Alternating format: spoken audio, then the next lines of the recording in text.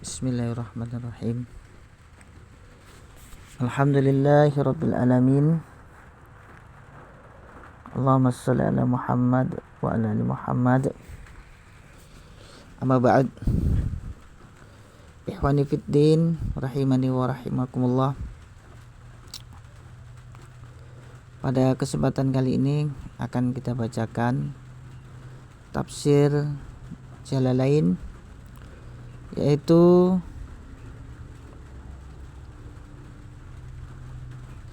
yang pertama surat Al-Fatihah, yaitu yang artinya pembukaan. Surat Al-Fatihah diturunkan di Mekah.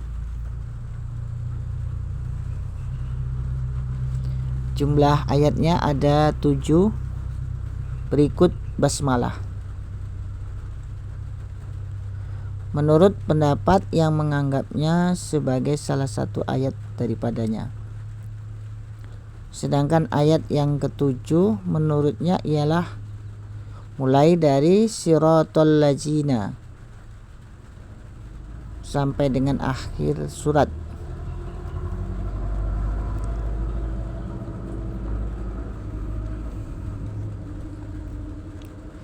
Jika basmalah dianggap bukan sebagai salah satu ayat dari Al-Fatihah, maka ayat ketujuhnya ialah mulai dari Ghairil Maghdubi sampai dengan akhir surat. Berdasarkan anggapan ini, maka sebelum ayat yang ketujuh diperkirakan adanya kalimat qulu.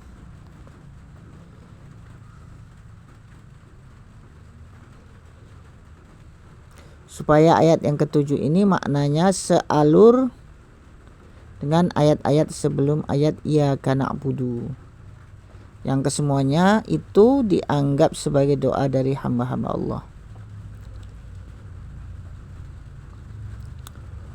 Jadi surat Al-Fatihah ini terdiri dari 7 ayat,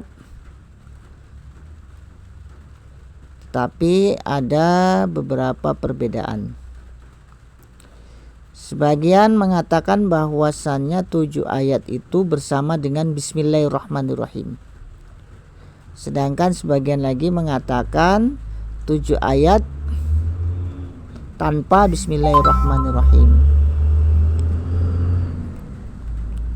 Yang mengatakan bahwasanya surat Al-Fatihah 7 ayat tanpa Bismillahirrahmanirrahim, maka ayat yang ketujuhnya adalah dimulai dari Ghairil Maghdubi alaihim waladdallin.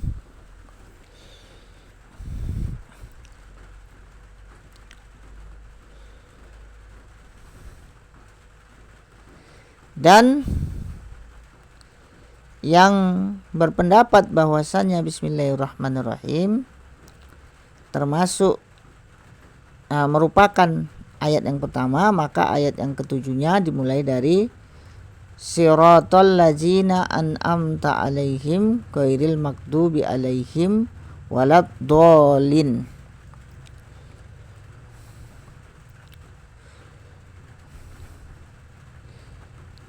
Jadi dalam tafsir Jalalain ini, Bismillah merupakan ayat yang pertama dari surat Al-Fatihah.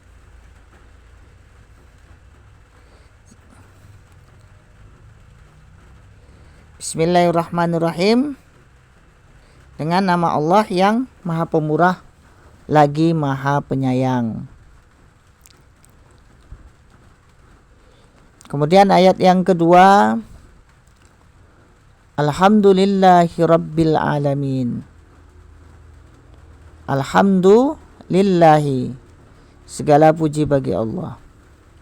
Lapas ayat ini merupakan kalimat berita, dimaksud sebagai ungkapan pujian kepada Allah, berikut pengertian yang terkandung di dalamnya, yaitu bahwa Allah SWT adalah yang memiliki semua pujian yang diungkapkan oleh semua hambanya.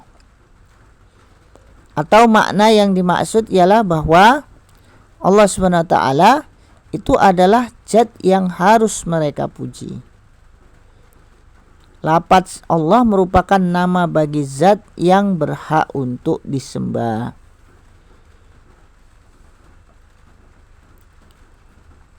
Kemudian Rabbil Alamin, yaitu Tuhan semesta alam. Artinya Allah adalah yang memiliki pujian semua makhluknya. Jadi semua pujian-pujian dari makhluk itu adalah hanya untuk Allah SWT semata, yaitu terdiri atas manusia, jin, malaikat, hewan-hewan melata, dan lain-lainnya. Masing-masing dari mereka disebut alam. Oleh karenanya ada alam manusia, alam jin, dan lain sebagainya. Lafaz al-alamina merupakan bentuk jamak dari lafaz alam, yaitu dengan memakai huruf ya dan huruf nun pada akhirnya secara umum. Alam semesta merupakan alamat atau pertanda, mengingat ia adalah pertanda bagi adanya yang menciptakannya. Kemudian ayat yang ketiga, Ar-Rahmanir Rahim, yang maha pemurah lagi maha penyayang, yaitu yang mempunyai rahmat. Rahmat ialah menghendaki kebaikan bagi orang yang menerimanya. Kemudian ayat yang keempat, Maliki Yaumiddin, yang menguasai hari pembalasan di hari kiamat kelak.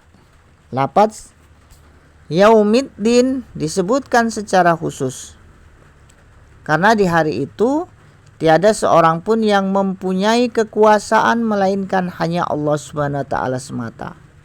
Sesuai dengan firman Allah Subhanahu wa taala yang menyatakan, yang artinya kepunyaan siapakah kerajaan pada hari ini, yaitu hari kiamat? Kepunyaan Allah yang Maha Esa lagi Maha mengalahkan. Quran surat Al-Mu'minun ayat ke-16.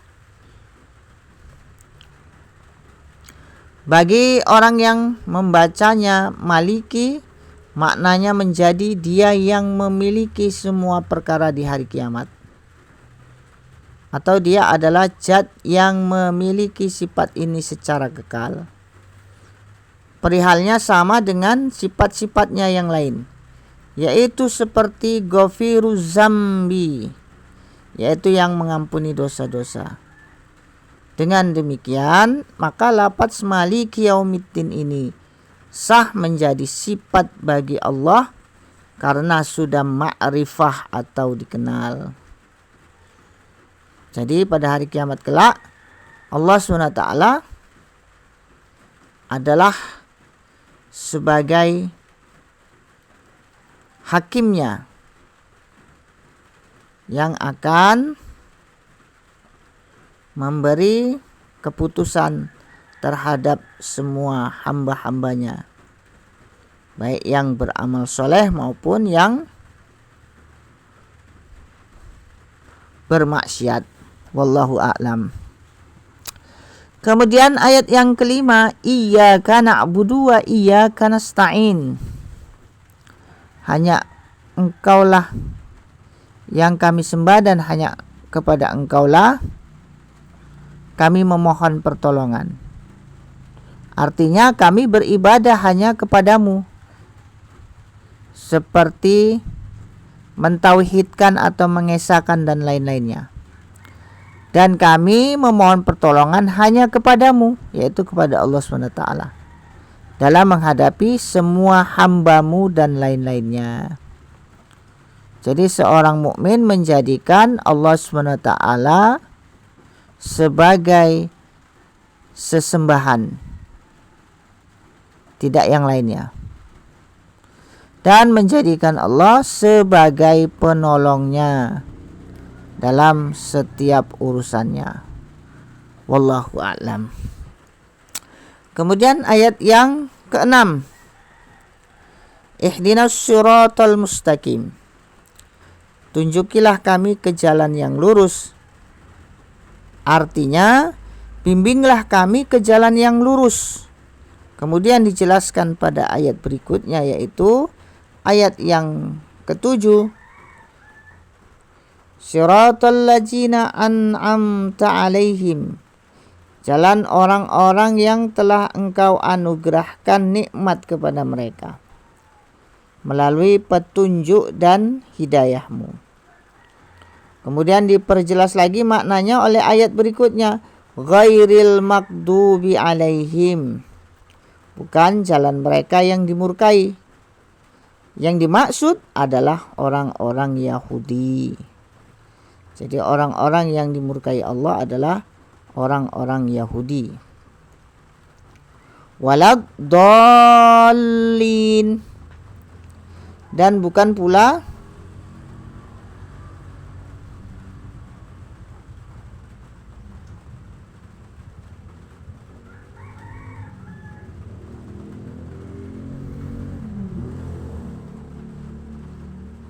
mereka yang sesat. Yang dimaksud adalah orang-orang Nasrani.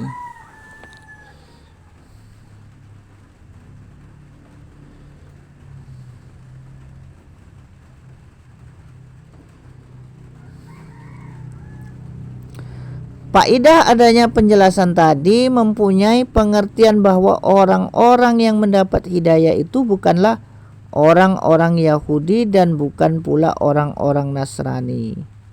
Hanya Allah lah yang maha mengetahui, dan hanya kepadanya lah dikembalikan segala sesuatu. Semoga salawat dan salamnya dicurahkan kepada junjungan kita Nabi Muhammad SAW beserta keluarga dan para sahabatnya, yaitu salawat dan salam yang banyak untuk selama-lamanya. Cukuplah bagi kita Allah sebagai penolong, dan Dia adalah sebaik-baik penolong. Tiada daya dan tiada kekuatan melainkan hanya berkat pertolongan Allah yang maha tinggi lagi maha besar. Demikian, mudah-mudahan bermanfaat. Wallahu ta'ala a'lam. Subhanakallahumma wa bihamdika asyhadu an la ilaha illa anta astaghfiruka wa atubu ilaik. Assalamualaikum warahmatullahi wabarakatuh.